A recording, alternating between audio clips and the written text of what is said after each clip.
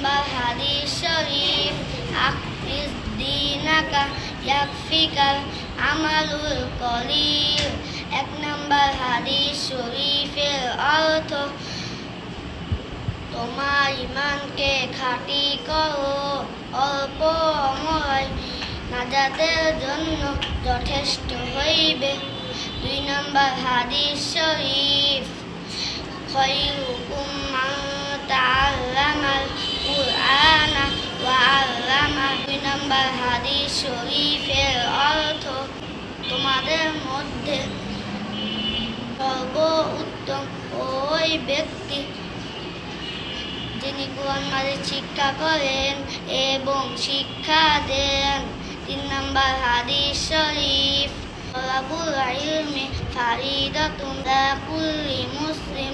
3 number হাদিস শরীফের অর্থ, তিনি ইলম তলাব করা প্রত্যেক মুসলমানের ওপর ফরজ। 4 নাম্বার হাদিস শরীফ, শাতরুল ঈমান। 4 নাম্বার হাদিস শরীফের অর্থ, বিশুদ্ধতা ঈমানের অঙ্গ।